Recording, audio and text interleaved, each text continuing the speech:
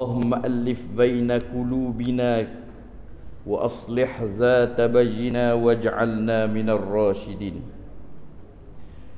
Yang saya hormati ashab as-sa'adah, tuan-tuan imam, tuan-tuan Bilal, Tuan Nazir dan seluruh ahli jawatan kuasa masjid, tuan-tuan guru, para alim ulama, para abaik, para asatizah, ibu-ibu, ayah-ayah muslimin dan muslimat yang dirahmati oleh Allah Subhanahu wa taala.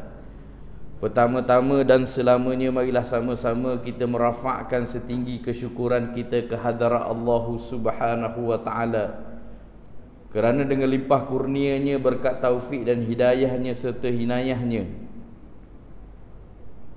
telah membawa kita ataupun telah menggerakkan hati kita untuk datang ke rumahnya bersama-sama pada malam yang mulia ini untuk menunaikan solat fardu maghrib secara berjamaah.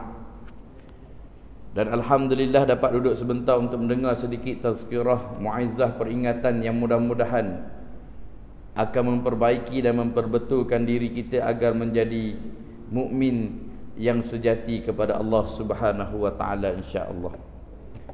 Marilah sama-sama kita mulakan dengan membaca Ummul Kitab, dihadiahkan kepada junjungan kita Nabi Muhammad sallallahu alaihi wasallam, kepada ahli keluarga baginda, sahabat-sahabat seterusnya, kepada ahli keluarga kita yang telah pergi meninggalkan kita. Syai'ulillahi lahumul Fatihah. A'udzu billahi minasy syaithanir rajim. Bismillahirrahmanirrahim. Alhamdulillahi rabbil alamin. Ar-Rahmanir Rahim. Maliki yaumiddin. Iyyaka na'budu wa iyyaka nasta'in. Ihdinas siratal mustaqim. Siratal ladzina an'amta 'alaihim ghairil maghdubi 'alaihim waladdallin. Amin. Alhamdulillah, tuan-tuan dan puan-puan, ibu ayah yang dikasihi oleh Allah Subhanahu wa taala. Pertemuan yang sebelum ini kita telah membicarakan pada ayat yang ke-60, 61, 62 sampai 64, iaitulah membicarakan tentang kisah Nabi Musa alaihi salam bersama dengan pembantunya Yusha' bin Nun, dan juga dengan Nabi Khadir alaihi salam, iaitulah tentang Allah Subhanahu wa taala telah perintahkan kepada Nabi Musa alaihi salam, setelah Nabi Musa melakukan pidato ataupun memberikan kuliah ataupun ceramah kepada kaumnya, maka selesai kuliah Nabi ataupun ceramah yang dilakukan oleh Nabi Musa terhadap kaumnya, maka kaumnya minta, kaumnya bertanya kepada dia, sebab melihatkan kepada pemidato ataupun gaya ataupun apa yang telah disampaikan oleh Nabi Musa alaihi salam kepada kaumnya, ternyata Nabi Musa seorang yang hebat dalam menyampaikan. Dan memang tidak dinafikan kerana kedudukan Nabi Musa merupakan, kalau dalam ranking daripada 124,000 Nabi, daripada jumlah tersebut 315 orang telah dilantik menjadi Rasul.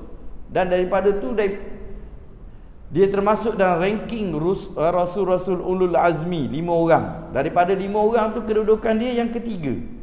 Maka muslimin muslimat, memang ternyatalah Nabi Musa alaihi salam merupakan yang mempunyai kedudukan yang tertinggi, ranking ketiga tertinggi, top 5. Maknanya dalam golongan 5 orang lah ada terbaik. Maka kaumnya tanya kepada Nabi Musa alaihi salam, wahai Nabi Allah Musa, adakah orang yang lebih hebat, lebih pandai daripada kamu buat masa ni di atas muka bumi ini? Maka Nabi Musa menjawab, Sebab pada ketika itu dan masa itu dia adalah rasul yang diutuskan oleh Allah Subhanahu wa taala. Walaupun ada di sampingnya Nabi Harun, tetapi Nabi Musa merupakan rasul pada ketika itu, maka dia menjawab bukan kerana sombong, menjawab kerana dia rasul. Bila rasul ni dia menerima wahyu daripada Allah Subhanahu wa taala, wa ma yutiku anil hawa in huwa illa wahyu yuha ilaih. Wahyu dia akan terima direct daripada Allah Subhanahu wa taala, maka dia kata dia yang terbaik. Maka setelah daripada itu mungkin Nabi Musa tidak Nabi Musa bukan nak tunjuk lagak ataupun nak sombong, tetapi memang dia yang ternyata yang terpandai pada masa itu. Tapi Allah Subhanahu wa taala telah memberitahu kepada Nabi Musa ada seorang lagi yang lebih hebat, dan Allah Ta'ala perintahkan kepada dia untuk pergi belajar. Maka kita dah bicara pada ayat yang ke-61, Nabi Musa pergi, Allah Ta'ala berikan petunjuk, iaitulah kena membawa pergi berjalan, membawa seekor ikan, dan Nabi Khidir berada di Majma' Bahraini, iaitulah berada di antara pertembungan dua laut. Pertembungan dua laut yang saya baru baca satu daripada pendapat tafsir, ada kitab tafsir sebut, dia kata Nabi Musa berjalan di tepi sungai Nil. Sungai Nil ni dia sungai yang terpanjang di dunia, dan dia ada pecahan dua. Satu pergi ke apa ni? Satu dia menghala ke Jordan, satu dia lagi menghala ke terusan Suez.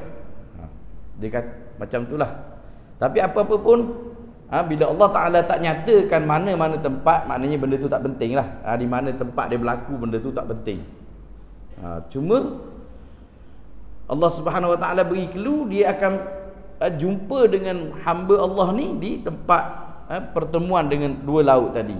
Kemudian bila berjalan, penat berjalan, sampailah ayat yang ke-64 menceritakan bagaimana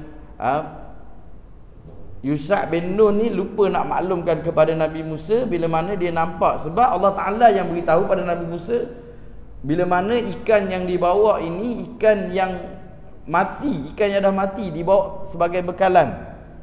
Dan ikan ni kalau nak bawa berjalan jauh, dia kalau ikan tu dah mati, dia bukan boleh bawa ikan yang apa ni tak masak lagi, ataupun ikan yang tak apa ni tak letak bahan-bahan yang boleh tahan lama. Kalau dalam bahasa, kalau dalam istilah kita ni biasa kita buat ikan perkasam lah, yang boleh tahan lama. Maka bawa lah berjalan, dan Allah Ta'ala beritahu pada Nabi Musa sahaja bahawa bila mana ikan tu bergolek sendiri ataupun bergerak sendiri atas pasir masuk ke laut hidup, ikan tu mati. Tetapi bila mana sampai tempat yang dikatakan adanya Nabi Khidir alaihissalam, maka ikan akan bergolek jatuh atas pasir, dia bergerak masuk ke dalam air, dia hidup. Dan perkara ini disaksikan oleh Yusha' bin Nun. Tapi Yusha' bin Nun tak maklumkan kepada Nabi Musa. Maka mereka pun selepas berehat di atas batu tu, kemudian mereka teruskan perjalanan. Bila dah teruskan perjalanan sampai satu tempat yang lain ataupun hentian yang lain, maka Nabi Musa alaihissalam beritahu kepada Yusha' bin Nun, marilah kita makan tengah hari. Kita tengok makan ikan yang kita bawa ni, kita makan tengah hari.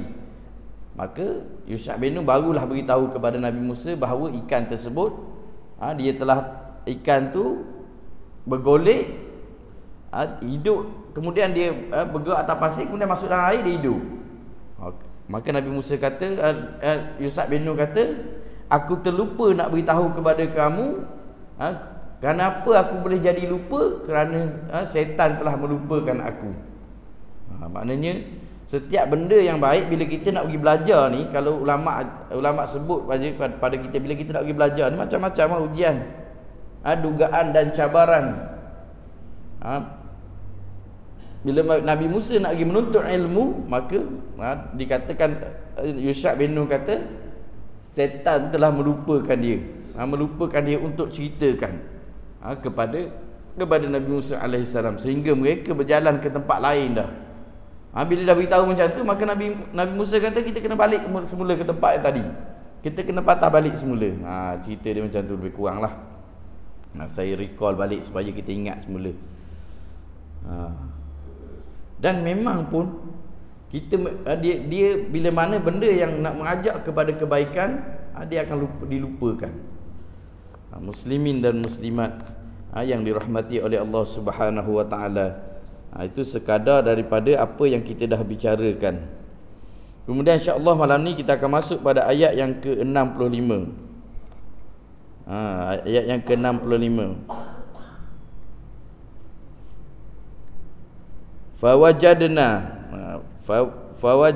Fawajadna abdan min indina. Ayat ni lah ayat kita nak bicara ni. Atainahun rahmatan min indina wa'allimhu min ladunna ilman. Ayat yang menceritakan tentang Allah Subhanahu wa taala, ayat yang Allah Subhanahu wa taala nak menceritakan tentang perintah Allah Subhanahu wa taala ini untuk Nabi Musa alaihi salam pergi jumpa. Pergi jumpa dengan siapa? Pergi jumpa dengan Allah Taala sebut dalam ayat ni, iaitulah manusia yang Allah Taala sebutkan bahawa dalam ayat ni Allah Taala gambarkan, Allah Taala beritahu kepada Nabi Musa. Kalau kita tengok dalam tafsir At-Tibyan yang kita gunakan ni, pada ayat yang ke-65, pengarang kitab kita ni ataupun memberi penafsiran bahawa lalu keduanya bertemu dengan seorang hamba, dan seorang hamba daripada hamba-hamba kami yang kami kurniakan kepadanya, iaitulah rahmat daripada sisi kami, dan kami telah ajarkan kepadanya dari sisi kami akan ilmu. Ayat yang kita baca tadi, Allah Ta'ala sebut bahawa Allah Ta'ala telah pertemukan, Allah Ta'ala telah pertemukan, jumpa bila dah patah balik semula, dah sampai ke destinasi yang lain, nak makan tengah hari. Bila mana Nabi Yusha' bin Nun beritahu kepada Nabi Musa alaihissalam bahawa ikan tersebut telah menggelonsor masuk ke dalam laut dan hidup, maka itulah tempat pertemuan. Yusha' bin Nun tak tahu tempat tu tempat pertemuan dia. Maka bila cerita pada Nabi Musa kata kita kena patah balik semula. Maka cara mereka nak patah balik, sebab mereka jalan di tepi pantai, maka mereka mengikut tapak-tapak kaki dia sendiri. Sebab tu menjadi kebiasaan atau menjadi kehebatan orang-orang yang tinggal di padang pasir ini. Biasanya dia nak tahu seseorang itu pergi ke arah mana, dia akan ikut tapak kaki tersebut. Sama juga macam peristiwa hijratun Nabi sallallahu alaihi wasallam ketika mana Nabi berhijrah. Bagaimana bila Nabi sallallahu alaihi wasallam pergi ke Gua Sur, orang-orang kafir Quraisy ni dia dapat tahu Nabi pergi ke Gua Sur dengan tengok jejak tapak kaki, dan mereka kenal tapak kaki siapa. Maka ikut sampailah ke Gua Sur. Cuma ada halangan-halangan yang Allah Ta'ala keritkan, yang Allah Ta'ala buatkan halangan-halangan tertentu, sehingga mereka tak dapat tahu Nabi berada dalam gua tersebut. Kemudian bila mana nak berangkat pergi ke Madinah, Saidina Abu Bakar telah mengumpah hamba dia yang bernama Abdullah bin Uraiqi sebagai penunjuk jalan, yang nama Al-Amin. Al-Amin ni merupakan hamba kepada dia yang mengembala kambing, untuk bawa kambing ikut belakang Nabi. Bila mana Nabi pijak, tapak kaki Nabi ni akan dipijak oleh kambing-kambing, supaya orang kafir tak dapat kesan tapak kaki Nabi sallallahu alaihi wasallam, kaedah dia. Jadi Nabi Musa alaihi salam ni nak patah balik semula ke tempat yang dia pergi tadi, tempat yang dia tinggalkan tu, yang tempat ikan ikan melompat masuk ke laut tu. maka dia mengikut tapak kaki dia. Dia patah balik semula. Maka dia berjumpa dengan Allah Ta'ala sebut fawajadna abdan. Allah Ta'ala sebut fawajadna abdan ni menunjukkan ayat, iaitulah Allah Ta'ala sebut ayat kepada Allah Ta'ala sebut ni lalu. Fawajadna ni maksudnya lalu. Kedua daripada mereka berdua ni, iaitulah Yusha' bin Nun dan juga Nabi Musa alaihissalam, bertemu dengan seorang hamba. Allah Ta'ala sebut hamba. Allah Ta'ala tak sebut jumpa li nabi ataupun li rasuli Musa, tapi Allah Ta'ala sebut hamba. Kenapa Allah Ta'ala sebut hamba? Nak menunjukkan bahawa hamba itu darjat lebih tinggi daripada rasul, lebih tinggi daripada nabi. Kalau tak mungkin Allah Ta'ala sebut dalam Al-Quran pada suratul Isra ayat yang pertama, subhanalladzi asra li'abdihi. Allah Ta'ala tak sebut li rasuli ataupun li nabiyyi. Allah Ta'ala sebut subhanalladzi asra li'abdihi. Maha suci Allah yang telah memperjalankan hambanya. Dalam ayat ni juga Allah Ta'ala sebut abdan, iaitulah merujuk kepada hamba. Hamba-hamba bertemu dengan hamba, nak menunjukkan bahawa darjat ataupun makam seseorang itu lebih yang tinggi di sisi Allah adalah hamba, berbanding dengan rasul ataupun berbanding dengan nabi. Hamba ni maknanya kedudukan dia tinggi. Macam mana nak dapat gelaran hamba ni? Bila mana dia kenal Tuhan dia. Dia kenal Allah Subhanahu wa taala. Sebab tu Nabi sallallahu alaihi wasallam bila mana melakukan ibadat sampai bila tengah-tengah tidur, Sayyidatina Aisyah sedar Nabi tak ada di tempat tidur dia, maka Sayyidatina Aisyah dapati Nabi sedang semayang, maka Sayyidatina Aisyah tanya kepada Nabi sallallahu alaihi wasallam, kenapa tuan bersungguh-sungguh sangat dalam beribadat sedangkan tuan dah dijanjikan syurga? Maka apa jawab Nabi sallallahu alaihi wasallam? Afala an akuna abdan syakura. Nabi sebut juga, adakah salah untuk aku menjadi hamba? Nabi tak sebut mewakili diri dia dengan perkataan nabi ataupun rasul. Adakah salah aku nak jadi rasul yang terbaik, ataupun adakah salah aku nak jadi nabi yang terbaik? Dia sebut hamba. Aku nak jadi hamba yang terbaik. Sebab kalau kita lah contoh, kita jadi imam, kalau lepas semayang kita semayang sunat, orang tanya kita, kenapa semayang sunat rajin, banyak sangat semayang sunat ni, salah ke aku nak jadi imam yang terbaik? Nampak imam tu jawatan ataupun dia seorang ketua kampung, salah ke aku nak jadi ketua kampung yang terbaik? Itu jawatan.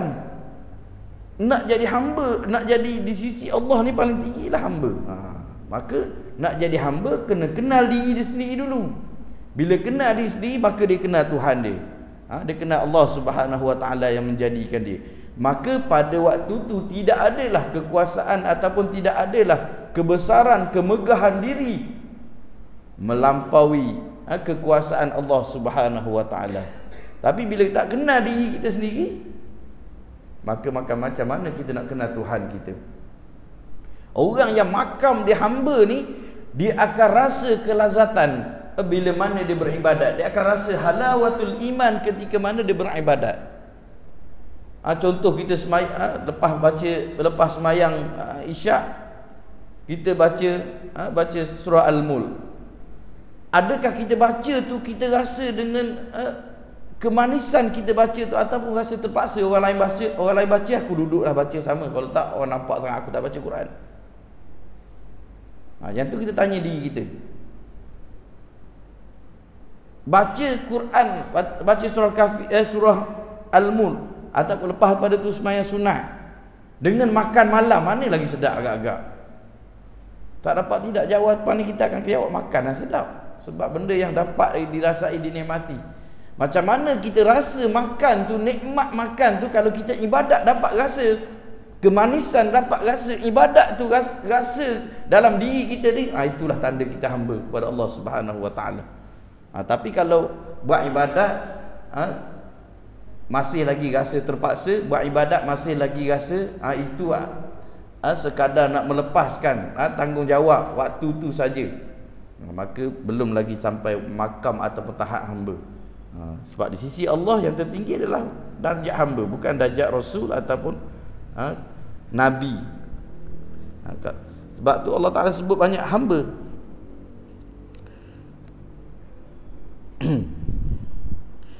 Maka keduanya bertemu dengan seorang hamba. Allah Ta'ala sebut hamba, iaitulah daripada hamba-hamba.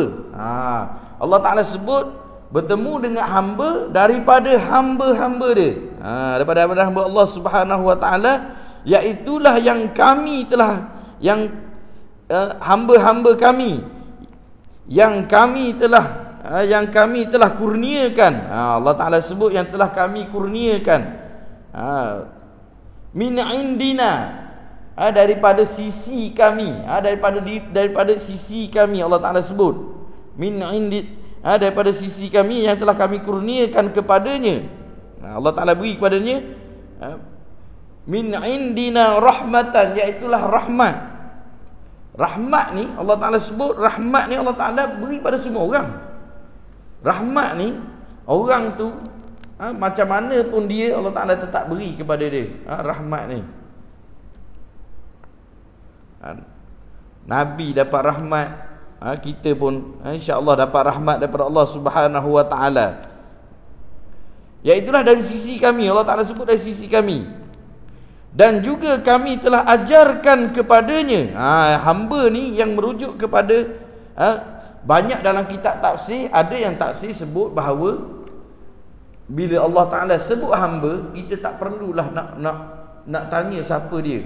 Tapi kalau Allah Ta'ala sebut nama terus, bermakna contoh Allah Ta'ala sebut Khidir alaihi salam. Sebab dalam Quran dia tak sebut nama Khidir. Cuma dalam hadis Nabi SAW menerangkan, dalam hadis Bukhari menerangkan tentang nama ni Khidir ni, iaitulah seorang hamba. Khidir ni ada yang kata, ada ulama mengatakan dia ni bukan nabi, dia seorang soleh saja. Ada yang katakan dia nabi. Sebab apa? Dia kata kalau Allah Ta'ala, kalau dia tu nabi, tentu Allah Ta'ala sebut nabi dalam Al-Quran. Kalau dah dia ni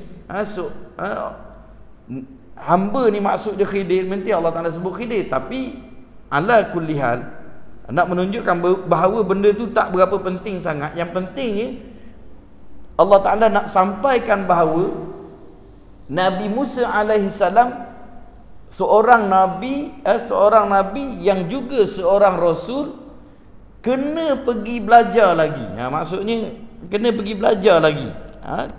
Iaitulah pergi belajar dengan siapa? Yang kena belajar dengan seorang hamba yang telah kami ajarkan kepadanya. Allah Ta'ala sebut iaitulah dari sisi kami, min indina, min ladunna, iaitulah daripada sisi kami akan ilmu yang Allah Ta'ala ajar kepada dia. Ilmu Allah Ta'ala ajar kepada Nabi Khidir ni satu ilmu, iaitulah ilmu yang luar biasa, ilmu ghaib, yang orang Melayu sebut ilmu laduni. Sebab ilmu laduni bukan semua orang dapat.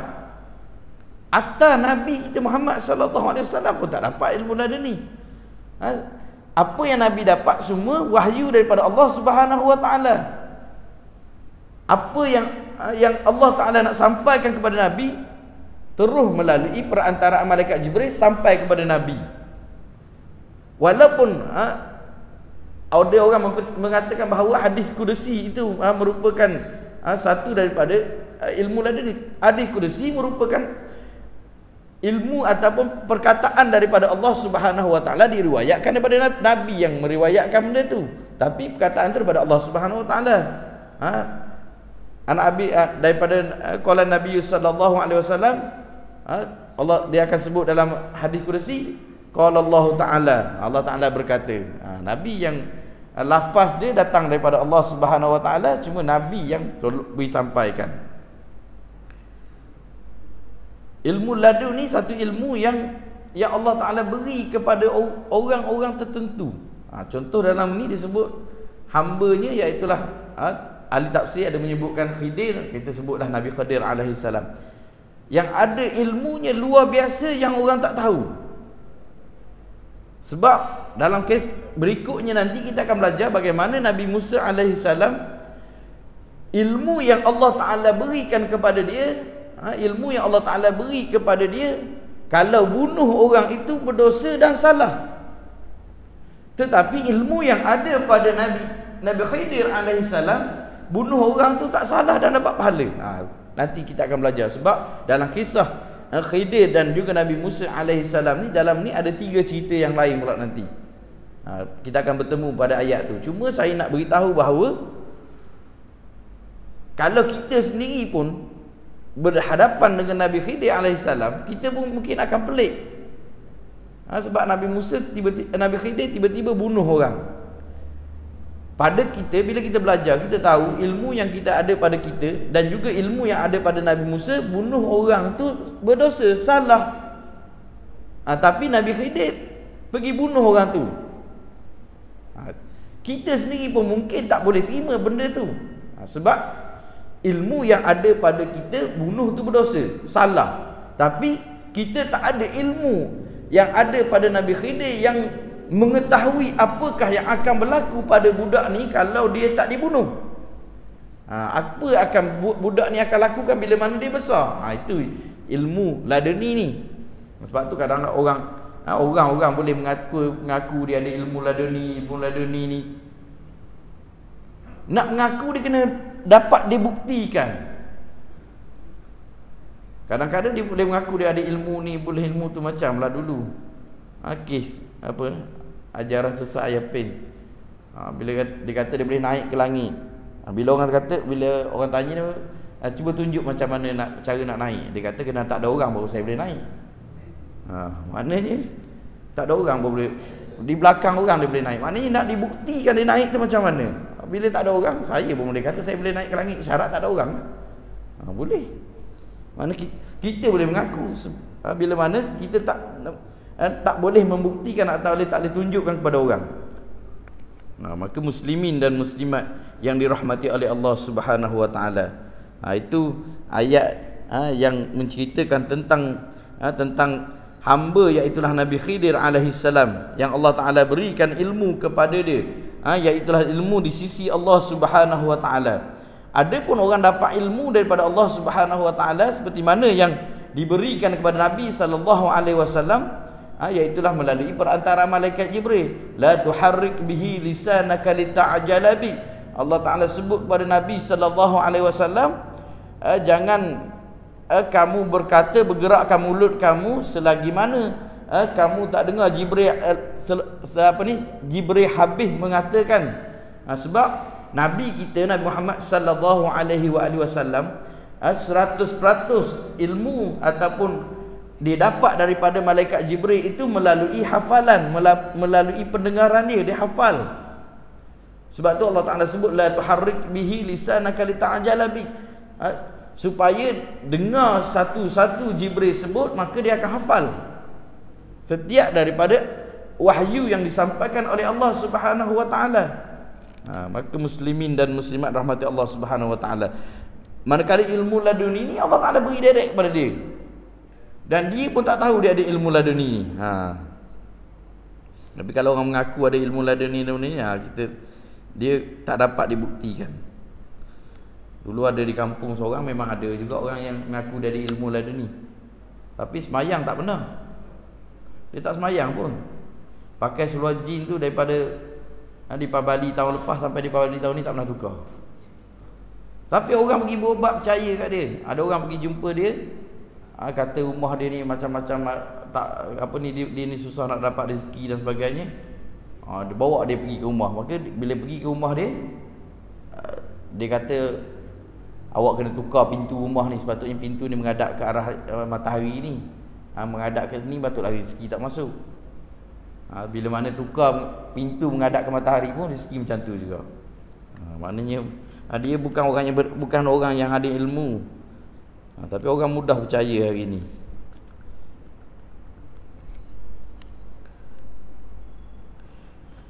Kemudian ayat yang ke-66, Musa berkata, yakni Musa berkata kepada Khidir. Khidir dalam kitab tafsir kita ni yang kita baca ni, pengarang kitab kita ni disebutkan. Musa berkata, kalau dalam ayat ni dia tak sebut nama. Cuma dia beri huraian ataupun beri pentaksiran untuk mudah kita faham. Musa berkata kepada Khidir, izinkan aku mengikuti, izinkan aku mengikutimu sampai kamu mengajarkan kepadaku apa yang telah diajarkan.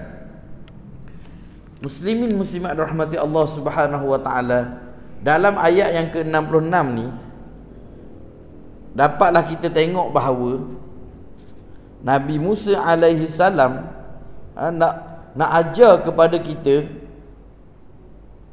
dia telah meminta izin kepada Nabi Khidir alaihi salam untuk dia nak mengikuti Nabi Musa, sehingga Nabi Khidir ni mengajar dia, iaitulah ilmu yang telah diajarkan kepadamu, tentang ilmu-ilmu yang bermanfaat, yang memberikan petunjuk. Kata Nabi Musa alaihi salam. Pertama sekali di sini kita boleh tengok adab-adab menuntut ilmu. Adab menuntut ilmu pertama sekali, Nabi Musa ni kalau ikut darjat dia tinggi, kedudukan dia tinggi, saya dah sebut tadi. Ranking dia nombor 3.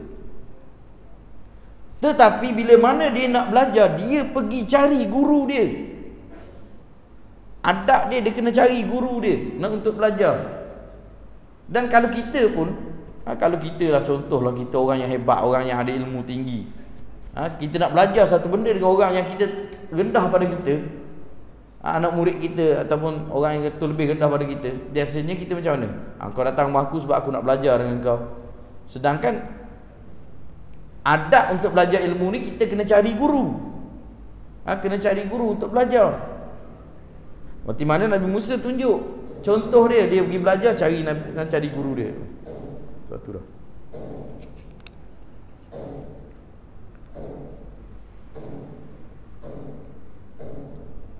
Azan dua. Sikit Nabi.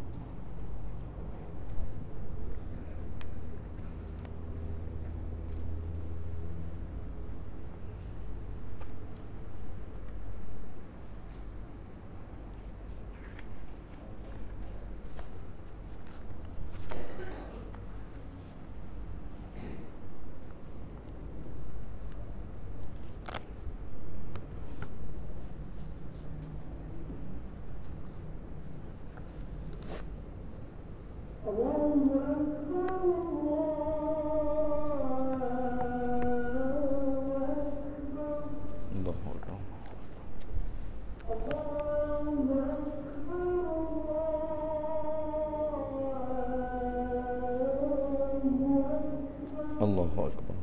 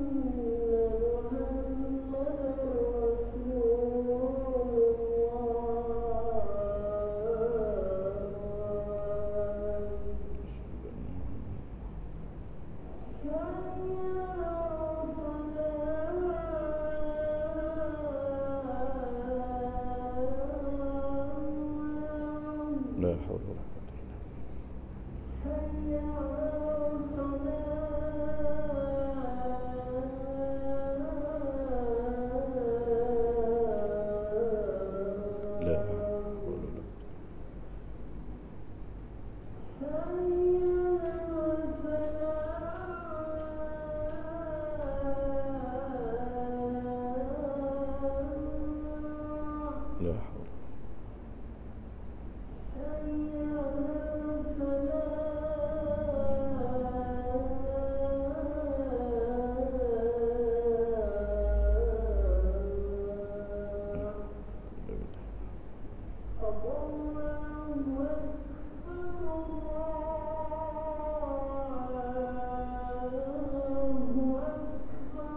Allahu Akbar Allah.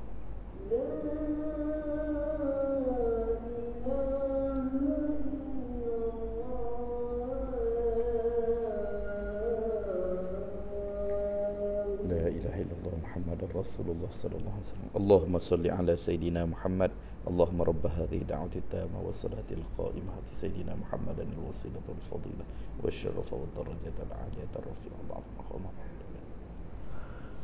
Muslimin dan muslimat ibu ayah yang dikasihi Allah Subhanahu wa taala, sikit sebagai kesimpulan daripada ayat yang ke-66 ni, iaitu yang pertama sekali Nabi Musa alaihi salam nak ajar kita cara untuk nak menuntut ilmu ni.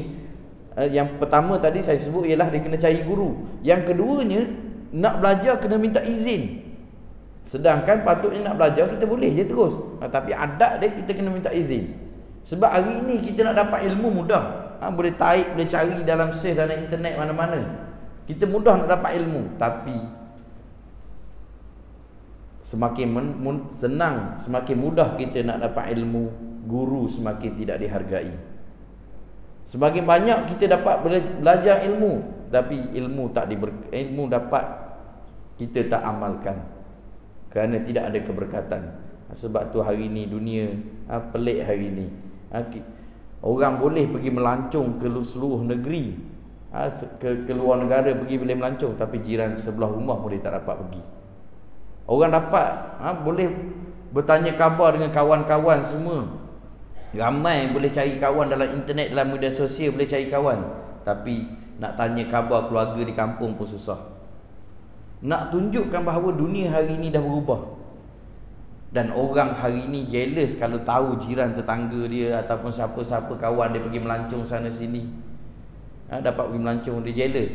Tapi tak ramai orang yang jealous boleh mendapati jiran dia dapat datang ke masjid, dia tak dapat datang, dia tak jealous. Jadi sekadar tu saja dapat kita kongsikan, mudah-mudahan ada manfaat yang dapat kita ambil bersama. Yang baik itu milik Allah Subhanahu wa taala. Sebarang kelemahan datang daripada diri saya sendiri yang serba dengan kekurangan dan juga kelemahan. Saya mohon pada tuan-tuan guru, para alim ulama, para abai untuk memberi teguran dan tunjuk ajar sekiranya terdapat kesilapan dan kesalahan dalam penyampaian sebentar tadi. Terima kasih atas perhatian. Mohon maaf di atas sebarang kekurangan. Mudah-mudahan kita bertemu lagi di lain-lain kesempatan. Wabillahi taufiq wal hidayah. Assalamualaikum warahmatullahi wabarakatuh.